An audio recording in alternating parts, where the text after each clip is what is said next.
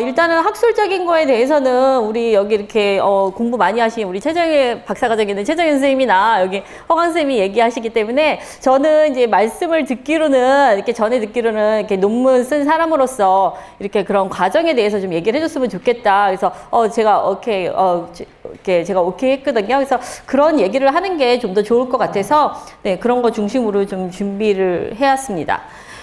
자, 일단은 논문 쓰면 이런 얘기들을 하잖아요. 연구의 필요성. 근데 이제 이런 게 중요한 게 아니라 제가 이제 말씀드렸다시피 이제 제가 학교에서 있는 게 아니기 때문에 막상 논문을 쓰려면 이제 실험할 수 있는 환경이 아닌 거예요. 그래서 일단 20명에서 25명 이제 그 동일한 레벨의 아이들이 그렇게 돼야 되는데 사교육에 있는 사람들은 솔직히 그렇지 않잖아요. 학원에서도 20명 있는 학원은 별로 없기 때문에 그래서 한 4명, 5명? 뭐 많이 있어봤자 10명? 이렇기 때문에 이런 실험을 한다는 게 거의 불가하더라고요. 그래서 그렇다고 또 분석을 하자니 일단 코퍼스 연구회도 아니고 제가 그리고 일단은 문법적인 것도 좀 아니고 그래서 일단은 분석을 하려면은 좀 그러니까 이런 그 해결책이 없더라고요. 그래서 그럼 설문을 한번 해보자. 그래서 이거는 왠지 할 수 있을 것 같은 생각이 들더라고요. 그래서 이제 설문을 하게 된 거고요.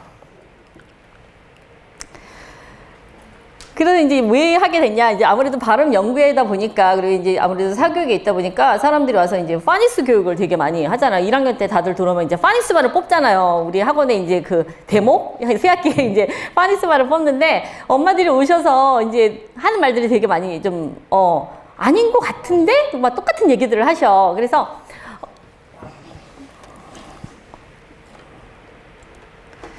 그런 얘기 때문에 이제 그러면 파닉스 교육에 관련된 그런 얘기를 좀 이렇게 써보자. 그런데 파닉스 연구가 조금 이전 연구가 좀 오래된 연구이다 보니까 그럼 전체적인 발음 교육을 한번 해보자. 근데 사실은 저도 되게 이제 공부를 잘하는 사람이 아니라서 뭐부터 해야 되는지를 모르겠는 거예요. 그래서 일단은 이제 그냥 이제 하기로 한 거죠. 그래서 일단 이제 발음 교육에 대한 논문을 이제 좀 찾아본 다음에 이제 설문을 하게 되면 그전 연구들에 대한 그 설문지를 이렇게 가지고 오셔야 되거든요. 그래서 그 설문지를 그대로 쓰면 똑같은 연구가 되니까 거기서 이제 첨가, 이제 뭐 플러스 마이너스 이제 이런 것들을 좀 하셔야 돼요. 그래서 그런 시간이 굉장히 오래 걸렸어요. 그래서 일단은 설문지를 찾는 것도 오래 걸렸지만 좀 능력이 안 되다 보니까 이제 이렇게 하게 됐고, 맨 처음에 이제 단순하게 생각을 한 거예요. 그냥 학부모 그런 생각만 하면 되지 않을까? 근데 이제 그런 연구에 대한 근거가 좀 불충분하다 보니까 이제 교수님들이 그럼 교사랑 같이 비교를 하는 게 어떻겠냐라고 말씀을 하셔서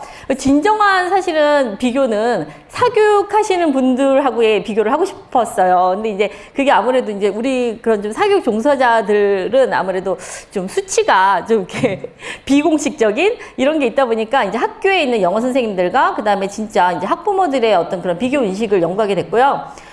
일단은 이제 이런 이론적인 배경을 보면 사실 학부모 교사의 역할들이 생각보다 많이 있어요. 왜냐하면 그만큼 학부모의 영향이 굉장히 크고 특히 이제 그 엄마의 영향이 그 교육에 굉장히 효과가 있다. 그러니까 교육 차이를 일으킨다라는 그런 선행 연구들이 되게 많이 있거든요. 그래서 일단은 연구에 좀 근원은 있었고요. 그리고 우리가 보통 이제 발음이 되게 중요하다고 생각하는데 이제 이 발음들이 이제 뭔지를 사실은 모르는 거예요. 그래서 엄마들이 얘기하시기에는 일단은 되게 파닉스가 발음인 것 같이 그렇게 말씀하시거든요. 근데 이제 대학원에 오면 사실은 초분절적인 것들도 굉장히 공부를 많이 하시게 되잖아요. 그래서 진짜 우리가 발음 엄마들이 그러니까 굉장히 유창한 영어 잘해요라는 이런 발음이 뭔지 그게 되게 궁금하다라는 사실은 그런 이제 제 인식을 가지고 이렇게 맨 처음에 쓰기 시작했던 것 같습니다. 자, 연구 문제는 이제 이렇게 하는데요. 이거 제 연구 문제인데, 이게 마이크 중간에 나오다 말고 컴퓨터가 끄다 말고 막, 네. 아무것도 건드리지도 않았는데, 자, 이렇게 제가 했는데, 사실 이게 좋은 연구 문제가 아니에요. 그래서 이제 여러 후배님들은 연구 문제를 쓰게 되면 이렇게 맨 처음과 같이, 그러니까 교사들 간의 차이가 있는가? 그래서 대답이 yes, no가 올 수 있게. 그래서 그런 연구 문제들을 좀 세우셨으면 좋겠어요. 그래서 저도 사실은 이제 연구 문제에 대해서 끝까지 지적을 되게 많이 당했는데 잘 쓰고 싶었으나 제가 시작하려는 이 개념 자체가 저도 불분명했기 때문에 이게 어떠한가 말고는 이렇게 다르게 낼 수가 없더라고요. 그래서 여러분들이 이제 프로포절도 쓰시고 이제 논문도 이제 생각하시거나 아니면 또 쓰실 분들이 여기 계시잖아요. 그러면 이제 연구 문제를 했을 때 이렇게 있는가 아니면 대답이 내가 yes가 나올 수 있나? no가 나올 수 있나? 이제 이런 연구 문제로 좀 세우시는 게 좋은 연구 문제를 세우시는 것 같아요. 그래서 제 연구 방법은 일단 학부모하고 이제 교사를 이렇게 하기로 했는데요. 이제 연구를 하기 전에 생각에, 이제 내가 A, B, C, D 이런 학부형들을 아니까 이분들한테, 요구를 해야겠다. 설문을 부탁해야겠다. 그리고 내가 학교 선생님, 뭐 초등학교 다니는 무슨 선생님을 뭐 교회에서 알고 있고, 뭐 대학원에 알고 있으니까 이 선생님한테 부탁해야겠다. 이런 마음을 가지고 이제 시작을 하거든요. 근데 이제 그게 맨 처음에 부탁해도 되게 쉬울 것 같잖아요. 왜냐면, 되게 쉬워요. 한 4명, 5명까지는 되게 쉬워요. 근데 이게 최소 설문도 100명 이상은 돼야지 어느 정도 이렇게 좀 연구 결과가 나오거든요. 그러니까 실험 같은 것도 보통 한 20명에서 25명 정도가 돼야 되고, 뭐 설문도 뭐 20명, 30명 이렇게 하셔는 안 돼요. 그래서 이게 4명, 5명까지는 가능한데 이제 시간은 없고 너무 개수가 모자른 거예요. 그래서 이제 나중에 하다 보니까 약간 발 넓은 엄마가 이렇게 좀 부탁을 하면 그 엄마가 9명씩 이렇게 해다 줘야지 이 개수가 나오는 거예요. 그리고 막상 이렇게 부탁을 하면 다 들어줄 것 같은데 그렇지가 않아요. 그러니까 막 문자도 하고 이렇게 뭐도 하고 그러면은 사람들이 다 바빠요. 그래서 이제 그러니까 되게 친한 엄마인데 이렇게 설문 하나를 못 해줘. 그럼 슈퍼에서 만나면 되게 미안한 거야. 그래서 그때부터 저를 아는 척을 안 해요. 그래서 이런 거부감들이 있어요. 그래서 이런 거부감들을 좀 생각하시고, 그래서 이제 3, 4학년을 이제 대상으로 한 건 일단은 보통 3학년 정도 되면 이제 영어 1년 차서부터 3년 차 이제 파닉스를 공부하는 이렇게 학원에서도 이제 그런 학년이 되거든요. 그나마 또 다행인 게 제가 작은 애가 그때 4학년이라 얘 친구들 엄마를 좀 비벼야겠다. 이제 이런 마음으로 시작을 한 거예요. 그래서 이제 이렇게 신청한 보면 뭐 대부분 여자고요. 그 다음에 30대, 40대, 50대 이렇게 보시다시피 3, 4학년 엄마들이다 보니까 우리가 생각하는 그런 이제 프로필이 나오고요. 선생님도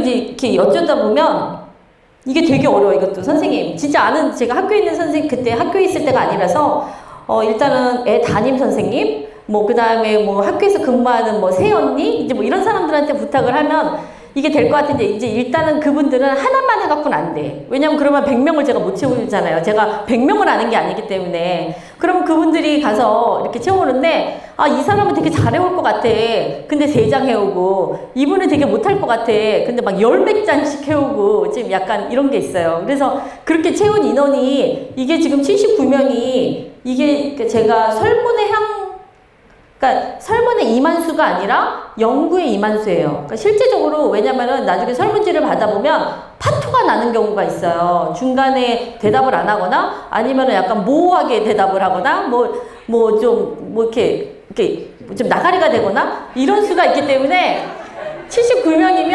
한 100명 가까이, 아까 학부모가 98명이면 한 110명 가까이 이렇게 모아야지 이제 이 숫자가 나오는 거예요. 네. 연령에 보시면요. 네. 30대, 40대 이상 이렇게 되어 있잖아요. 네. 근데 저쪽에 왼쪽 윗부분이 50.63%가 저기가 50.63%가 아니잖아요. 퍼센티지가 지금.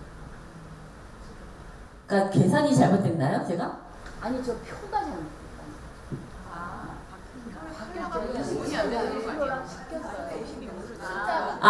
그렇군요. 그러니까 제가 그리는데 잘못됐군요. 네. 29.1%랑 제가 바꿨군요, 표를.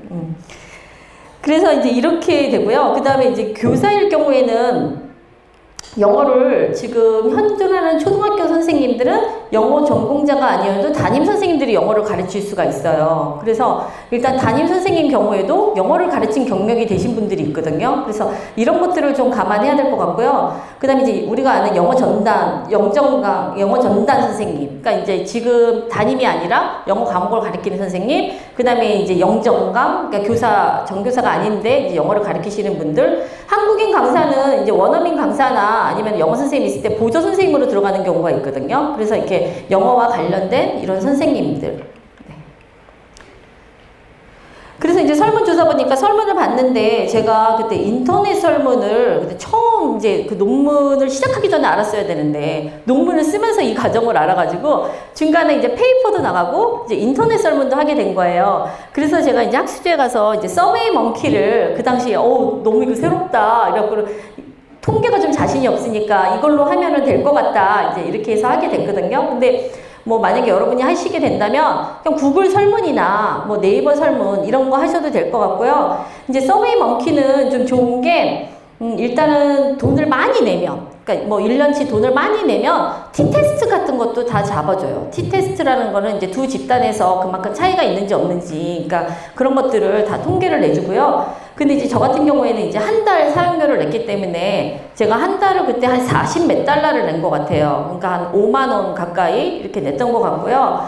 그리고 이 먼키라는 게 왜 먼키냐면, 저도 어디 학술제 가서 들었는데 이 논문을 쓰면 되게 그러니까 고상하게 앉아서 글만 쓸 것 같은데 시험, 그러니까 뭐 예를 들어서 뭐를 사람들한테 뭐 실험을 하더라도 뭐를 해, 그다음에 점수를 채점해, 그다음에 이제 그거를 입력해, 이런 것들이 다 하잘데없는 쓸데없는 그런 직업 같은 거예요. 그래서 이게 원숭이나 하는 일이다. 그래서 이게 먼키잡이라고 그러신다고 그러더라고요. 그래서 이런 먼키잡을 줄일 수 있어갖고 아마 서베이 먼키라고 이제 이름을 한 것 같고요. 근데 이제 그 설문에서는 굉장히 좋은 사이트긴 한데 가격이 좀 비싸요. 그래서 이제 여기 이렇게 보시면 이렇게 문자를 이렇게 띡 보내면 이렇게 있고요. 그 다음에 이제 막 이렇게 문자만 띡 보내면 안 되잖아요. 구구절절히 써야 돼.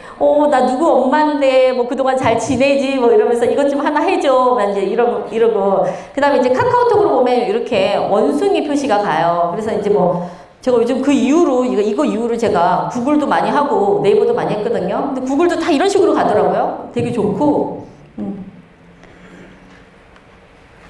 그런데 이제 어쩔 수 없이 페이퍼로 받잖아요. 근데 이제 페이퍼로 받아갖고 띡 복사기 같이 입력해서 딱 나오면 좋겠는데 그게 아니에요. 이거 나온 거를 읽으면서 다 똑같이 쳐야 돼. 온라인에. 그러면 페이퍼 10장 찍으면 제가 그거를 계산을 해봤거든요. 근데 이제 10장을 넣는데 저같이 숙련된 사람도 1시간이 넘게 걸리더라고요. 근데 이제 우리 남편이나 애기같이 숙련되지 않은 사람을 시키면 너무 힘들어. 배보다 배꼽이 더 힘들고 막 2장, 3장 하는데 막 1시간씩 걸리고, 그래서 이런 것들도 되게 힘들어요. 그러니까 이런 일들을 다 해야 돼요, 사실은.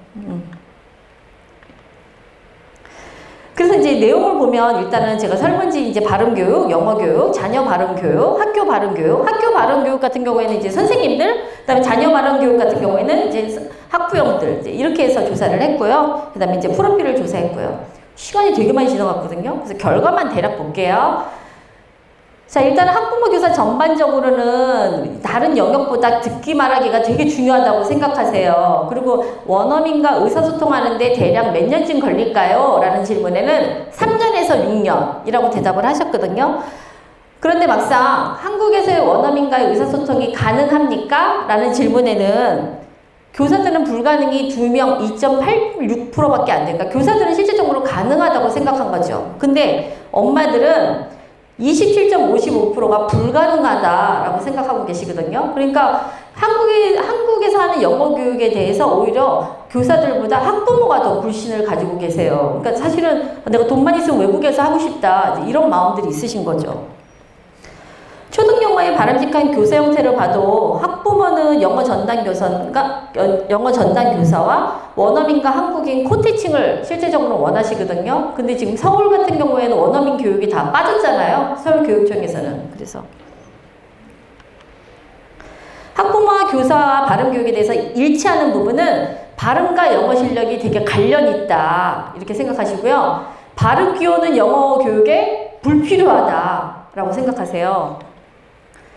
그 다음에 발음교육이 뭘까라고 생각했을 때 단어 읽는 법이랑 강세가 바로 발음교육이다 라고 생각하는 교육이 있고요. 그러면서도 한편으로는 발음교육은 의사소통에 굉장히 방해가 된다라는 면에서 되게 일치하고 있어요. 이거는 그러니까 정통을 얘기하는 게 아니라 지금 의견이 이렇다라고 말씀드리는 거예요. 그래서 제가 발음교육의 정의는 뭐라고 생각하십니까? 비중 있는 발음교육은 무엇이라고 생각하십니까? 라는 제가 비슷한 질문들을 했거든요. 이거는 실제적으로 부모님들이 원하는 발음, 잘하는 발음이 파닉스인지 아니면은 뭐 따다다다다다 얘기하는 건지 이제 이런 것들이 궁금해서 제가 여쭤본 건데요. 보면은 강세나 억양이 학부모님들은 되게 발음교육이다 생각하고 생각보다 이제 파니스 관련된 게 되게 적어요. 3%밖에 안 되거든요. 그리고 이제 교사는 비슷비슷하게 강세나 억양, 파닉스, 그 다음에 이제 이런 것들이 다 발음 교육이다라고 생각하고 계시고요. 발음 교육을 할 때 가장 비중을 두어야 하는 부분에 학부모, 교사 다 분절음, 우리가 얘기하는 그 파닉스 교육, 그러니까 알파벳 읽는 거라고 생각을 하시고요. 근데 학부모는 이제 문장 강세와 리듬이 되게 중요하다라고 생각하는 측면이 있어요.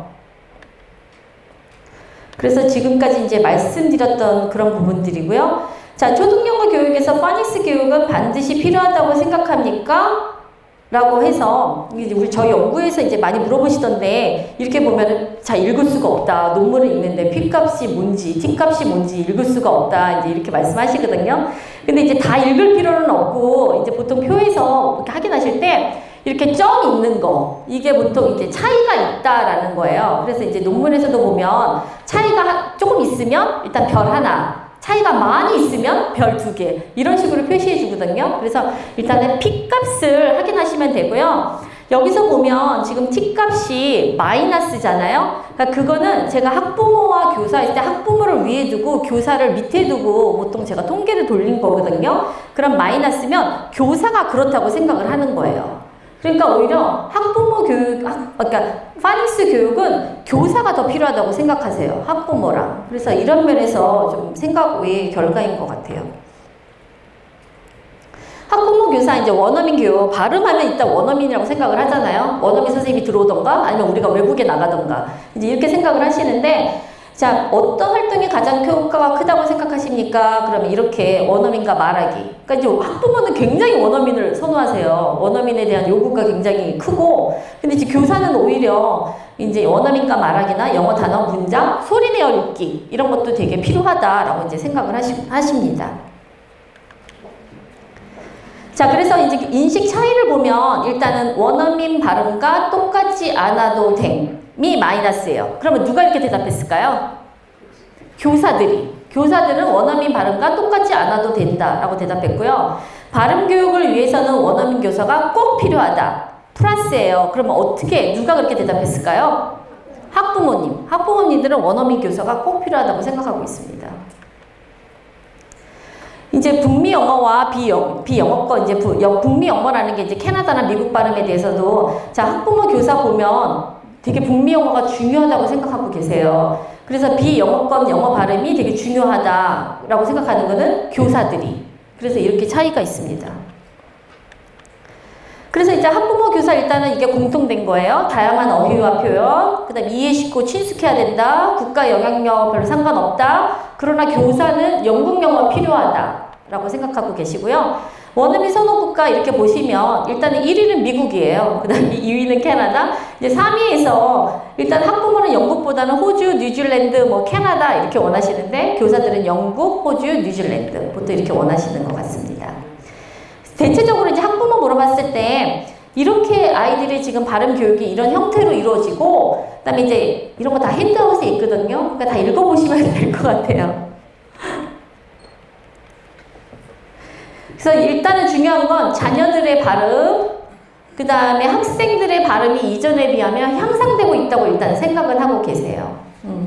그래서 결론은 이제 논문이다 보니까 뭐 이제 이렇게 썼는데 이런 것보다 실제적으로 되게 원어민이 필요하구나 라는 걸 했고 이제 그 다음에 이제 발음 교육에 대해서 되게 우리가 뭐 여러 가지 발음들 뭐 이제 분절음이나 초분절음 이런 것들을 우리가 배우잖아요. 근데 실제적인 소비자들은 사실 그렇게 생각하고 있지 않아요. 그래서 일단 소비자들이 원하는 거는 뭐 그냥 이렇게 학부형들이 느끼는 거는 이렇게 따라라라라라 막 이렇게 막 영어같이 말하는 이런 것들을 원하시고 계시고 교사들은 아무래도 가르치는 입장이다 보니까 실제적인 파니스나 이제 이런 아이들의 그런 절차적인 과정 이런 것들이 좀 되게 필요하다고 생각하는 것 같습니다.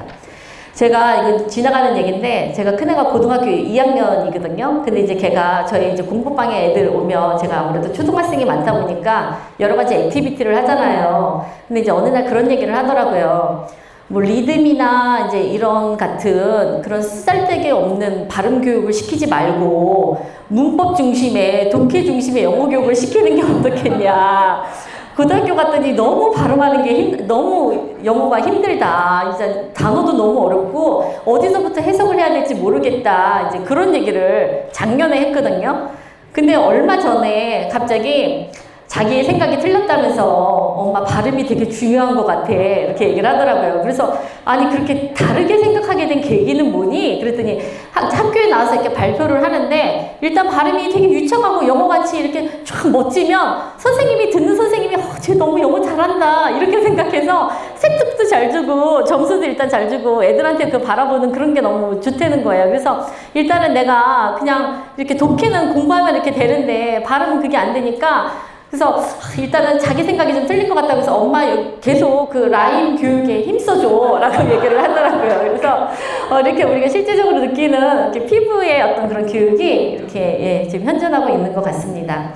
또 한 가지 이제 제가 말씀드리고 싶은 거는 저도 이거를 그러니까 제가 누누이 얘기하지만, 그러니까 대학원 우리 후배님들한테도 늘 얘기하지만, 제가 이렇게 공부를 잘하는 사람이 아니에요. 공부하는 척을 좋아하지, 공부를 좋아하지 않는데, 그래도 이렇게 어렵게 논문을 쓰게 된 거는 일단은 제가 이제 논문 처음 왔을 때 이선영 교수님이 그런 얘기를 하셨어요. 너무 우리 지도 교수님이 바쁘시지만, 그러니까 성문경 교수님 너무 바쁘시지만 약속을 잡아라. 그리고 맨날 정기적으로 와서 일단은 그래야지 이게 쓰게 된다라고 했는데 그 말이 지금 와서 이제 몇 년이 지나봐도 되게 금가옥조 같아요. 그래서 진짜 무조건 나오는 거야. 뭐 사실은 만나지도 못해요. 교수님 너무 바쁘세요, 진짜. 근데도 그냥 저는 일단 지방이 아니거든요. 여기서 운전해서 한 40분 되는 거리라서 일단 일주일에 한 번. 그래서 나중에는 진짜 제가 학점이, 그러니까 그러니까 논문 안 써도 되는 학점? 그렇게 해서 학점 트랙을 할 수도 있는 그런 학점이었었어요. 왜냐면은 논문 쓸 자신이 없고 내가 나의 그런 아카데믹한 실력을 알기 때문에.